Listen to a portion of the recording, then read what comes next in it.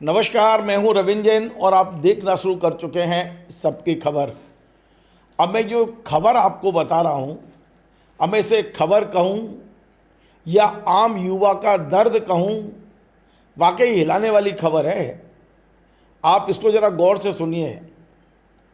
दरअसल आज सुबह जब मैं मॉर्निंग वॉक से लौटा और मैं अपने हाथ से चाय बनाकर जब अखबार लेके बैठा, तो सबसे पहले ये पत्रिका अखबार मेरे हाथ में आया।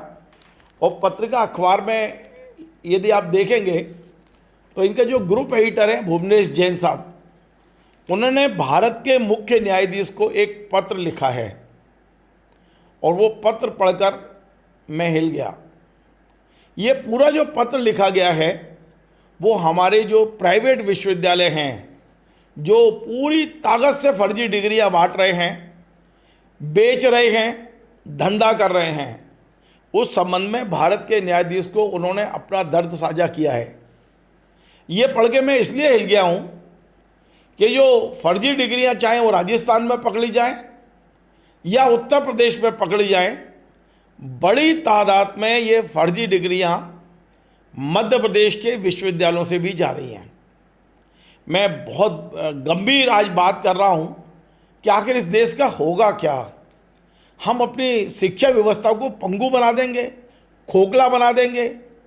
बगैर पढ़े, बगैर कॉलेज जाए, बगैर विश्वविद्यालय में प्रवेश लिए आप बड़ी बड़ी डिग्री लेके घूमेंगे, उन डिग्रियों के आधार पर नौकरियां करेंगे, तो हम अपने देश को कितना कमज़ोर कर रहे हैं। कल्पना करिए आप, कल्पना करिए आप। हमारे यहाँ के कुछ लोग जो अपने आप को संघ का बड़ा नेता कहते हैं, बीजेपी का नेता कहते हैं, और उन्होंने अपनी ताकत से, पैसे से संघ और बीजेपी में पद भी हथिया लिए। कुछ लोगों को हटा दिया, कुछ अभी भी बैठे हैं। वो विश्वविद्यालय खोल के बैठे हैं, उनके विश्वविद्यालयों की डिग्रियां पकड़ी जा रही हैं, एक एक नहीं, 100-100। कार्रवाई क्यों नहीं हो रही? कब वो दिन कब आएगा जब फर्जी डिग्री बांटने वाले और बेचने वाले विश्वविद्यालयों में ताले लगेंगे और इन विश्वविद्यालय के मालिक जेल के हवा खाएंगे? कब आएगा वो दिन? मैं आगे बढ़ूंगा और बहुत गंभीर जानकारियां आपको दूंगा, लेकिन मैं चाहता हूं कि ये जो पत्र है, जो पत्रिका के ग्रुप एडिटर भुवनेश जैन साहब ने भारत के मुख्य न्यायाधीश को लिखा है और पहले पेज पे उसे छापा है, वो मैं आपको पढ़ के सुनाऊं। क्या दर्द है, क्या मतलब वाकई हमारा देश खोखला हो रहा है, बहुत बड़ा खोखला हो रहा है। बगैर पढ़े डिग्रियां बट रही हैं। आप 3 लाख रुपए में एलएलबी की डिग्री ले लीजिए, आपको कानून की जानकारी में का भी नहीं पता, लेकिन एलएलबी कहलाएंगे। आप काला कोट पहन के आप चाहे तो कोर्ट में वकालत कर सकते हो आप। तो हम किस दिशा में बढ़ गए हैं? इसे कब गंभीरता से लिया जाएगा?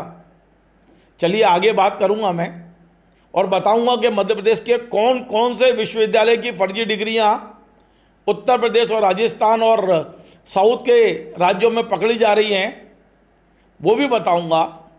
पर मैं चाहता हूं कि ये पत्र ज़रूर मैं आज अपने तमाम दर्शकों को सुनाऊं और स्क्रीन पर दिखाऊं। मैं चाहता हूं कि मेरे एडिटर इसको स्क्रीन पर लगाएं, गौर से एक एक शब्द सुनिए। भुवनेश जी ने लिखा है, माननीय मुख्य न्यायाधीश भारत, मान्यवर, आपका ध्यान में राजस्थान की ऐसी समस्या की ओर दिलाना चाहता हूं जो साल दर साल प्रदेश के प्रतिभाशाली और चरित्रवान युवाओं के हौसले तोड़कर उन्हें घनघोर निराशा की खाई में धकेल रही है। यह मामला राजस्थान में हर वर्ष जारी होने वाली हजारों फर्जी डिग्रियां, अंक तालिकाओं और शैक्षणिक प्रमाण पत्रों से संबंधित है। इस फर्जीवाड़े का एक अंतहीन सिलसिला चल रहा है। कुछ गिरफ्तारियां होती हैं, दिखाने की जांच भी होती है, लेकिन फर्जी डिग्रियां शून्य नहीं होती, जिनके आधार पर नौकरियां हासिल करने वाले लोग सामान्य छात्रों की बेचारगी पर अट्टहास करते हैं। 2 दिन पहले ही चित्तौड़गढ़ के मेवाड़ विश्वविद्यालय का मामला सामने आया। विश्वविद्यालय के डीन को गिरफ्तार कर लिया गया है, लेकिन क्या गिरफ्तारी पर्याप्त है? चूरू की OPJS यूनिवर्सिटी का मामला भी कुछ दिन पूर्व प्रकाश में आया था। कुछ दिन पहले जोधपुर की जोधपुर नेशनल यूनिवर्सिटी का मामला तो बच्चे बच्चे की जुबान पर है, जिसने हजारों डिग्रियां, फर्जी डिग्रियां जारी की।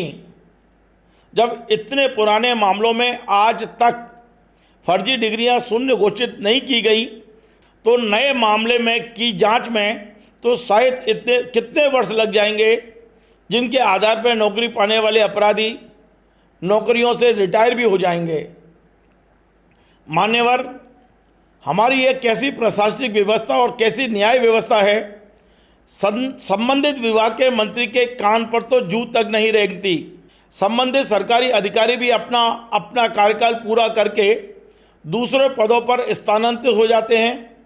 युवा पीढ़ी के नाम पर दिखावा करने वाली किसी भी सरकार को कोई परवाह नहीं है कि युवाओं को कैसे इस मकड़ जाल से छुटकारा दिलाया जाए, कैसे विश्वविद्यालयों, दलालों और अपराधी प्रवृत्ति के छात्रों का गठजोड़ तोड़ा जाए, जिन्होंने देश की उच्च शिक्षा को मजाक बना दिया है। न्यायपालिका भी ऐसे गंभीर विषय पे स्वयं प्रेरणा से प्रसंज्ञान नहीं ले रही। ऐसे में आम छात्र इस अन्याय के खिलाफ किससे गुहार करें, जब शिक्षा जैसे पवित्र स्थानों को भ्रष्टाचार की दीमक खोखली करने लगे तो अन्य विभागों का क्या हाल होगा। यह सही है कि यह फर्जीवाड़ा पिछले सरकार में भी था और इस सरकार में भी है, लेकिन क्या पिछली सरकार निष्क्रिय थी तो निष्क्रियता की भी नकल की जाएगी। मात्र कुछ गिरफ्तारियों से आंकड़ों में भले ही सफलता बता दी जाए, लेकिन सिस्टम में तो दीमक ज्यों की त्यों है। असली कार्रवाई तो तभी मानी जाएगी जब फर्जी डिग्रियों को वापस लिया जाए, इनके आधार पर नौकरी हासिल करने वालों से नौकरियां छीनी जाएं, दलालों और विश्वविद्यालय के भ्रष्ट प्रबंधन के खिलाफ जांच त्वरित गति से पूरी कर सजा दी जाए, ऐसे करतूतों से लिप्त विश्वविद्यालय पर ताला लगाया जाए। आज तकनीक का युग है, असल और फर्जी डिग्री में अंतर पता लगाने में इनका इस्तेमाल करना होगा। डिजिटल वेरिफिकेशन और अब ब्लॉकचेन पद्धति का उपयोग कर फर्जी डिग्रियों का नासूर जड़ से समाप्त किया जा सकता है, लेकिन इसके लिए इच्छा शक्ति चाहिए। राजनीतिक नेतृत्व तो अलग बात है। हमारे बुद्धिमान प्रशासनिक अधिकारी भी मौन रहकर तमाशा देखते रहे हैं, तो जनता किसकी तरफ देखे। उम्मीद न्यायपालिका से ही है।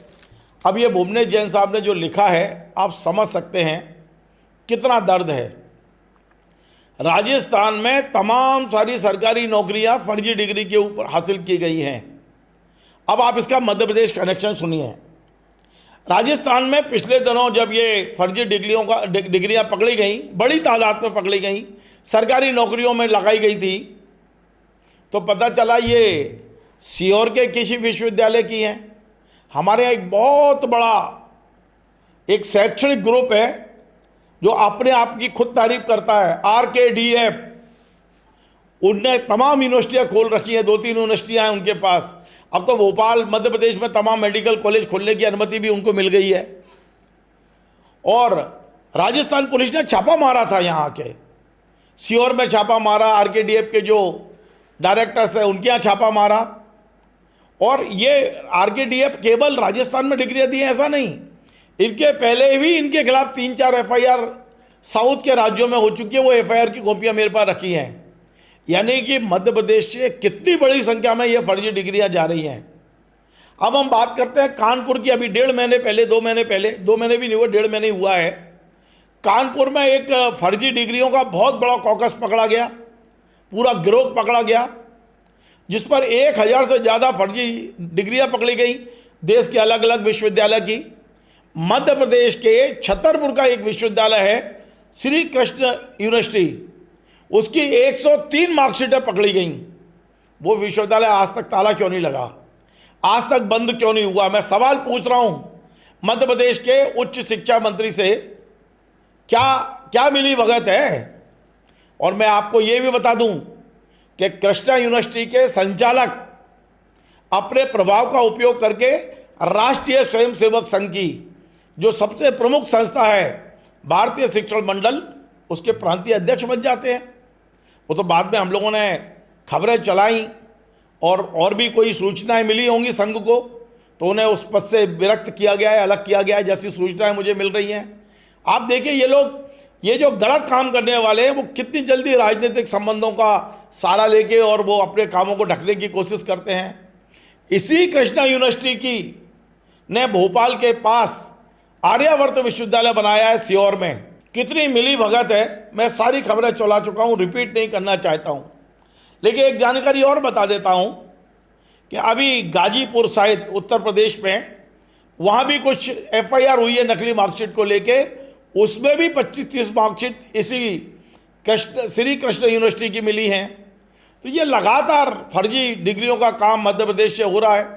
राजस्थान में कम से कम राजस्थान पत्रिका ने पहले पेज पे ये खबर छापकर जगाने का काम किया है, बताने का काम किया है। पर मध्य प्रदेश के सारे बड़े अखबार तो यूनिवर्सिटियों से विज्ञापन ले रहे हैं, भरे पड़े हैं विश्वविद्यालय के। प्राइवेट यूनिवर्सिटियों ने इतना गले गले तक विज्ञापन दे दिया है कि एक लाइन लिखने की हिम्मत नहीं पड़ रही। हम थोड़ा बहुत चीख रहे हैं, चिल्ला रहे हैं, पर हमारी आवाज़ कहाँ तक जाएगी मुझे नहीं पता है। हम चिल्लाते रहेंगे, क्योंकि हम हमेशा बोलते हैं कि हम नहीं बोलेंगे तो कौन बोलेगा, अब नहीं बोलेंगे तो कब बोलेंगे। हम लगातार बोलेंगे, क्योंकि ये हमारे देश को खोखला किया जा रहा है। आने वाली पीढ़ी अब अवसाद पे चली जाएगी। आज भुवनेश जी, मैं उनको प्रणाम करता हूँ, मुझसे वरिष्ठ भी हैं। आज उन्होंने जितना बढ़िया ये जो लिखा है वो मैंने आपको पढ़ के सुनाया पत्रिका का। तो ये जो फर्जी डिग्रियों का एक बहुत बड़ा जाल है, इसे आज नहीं तोड़ा तो इस देश के लिए बहुत बड़ा नासूर बनेगा, बहुत बड़ा नासूर बनेगा। क्योंकि आज भुवनेश जी ने कहा है कि कई अधिकारी तो ऐसे हैं कि फर्जी डिग्री पर रिटायरमेंट तक ले लेते हैं और कुछ नहीं होता, केवल कोर्ट कचहरी, तारीख पर तारीख, यही चलता रहता है। मध्य प्रदेश में फर्जी जाति प्रमाण पत्र के कितने केस चल रहे हैं, कोई नौकरी नहीं गई, कोई आईपीएस बन गया, कोई कुछ बन गया। यहाँ इस पर देखिए, सरकारें काहे के लिए बनती हैं? न्याय देने के लिए। और सरकारें न्याय नहीं देंगी तो पर हम किससे उम्मीद करेंगे? आज भुवनेश जी ने बहुत अच्छा किया कि देश के मुख्य न्यायाधीश को एक पत्र लिखा है। आने वाले समय में हम भी इस आवाज़ में आवाज़ मिलाएंगे और मध्य प्रदेश के राज्यपाल, मुख्यमंत्री, देश के प्रधान न्यायाधीश और सबको जो जानकारी हमसे हमारे पास है वो पहुंचाने की कोशिश करेंगे। हम लगातार कुंडी खटखटाएंगे, आज नहीं तो कल, कभी ना कभी तो उनकी नींद खुलेगी। और जब नींद खुलेगी तो ये जितने भी जालसाज हैं एक ना एक दिन जेल में चक्के जरूर पीसेंगे और इन फर्जी विश्वविद्यालय में ताले जरूर लगेंगे, क्योंकि हमें उम्मीद है एक ना एक दिन कार्रवाई होगी। नमस्कार। Join the next, be the best. Bundelkhand का सबसे विशाल और आधुनिक विश्वविद्यालय ज्ञानवीर यूनिवर्सिटी। ये सिर्फ एक यूनिवर्सिटी नहीं, ये है आपके सपनों का लॉन्च पैड। यहाँ मिले आपको smart classrooms, modern campus, updated labs और एक्सपीरियंस्ड फैकल्टी। हर स्टूडेंट को मिलता है कॉन्फिडेंस, ग्रोथ और एक ब्राइट करियर का प्रॉमिस। नए सेशन के लिए एडमिशन ओपन है, तो इंतजार कैसा? आज ही कांटेक्ट कीजिए।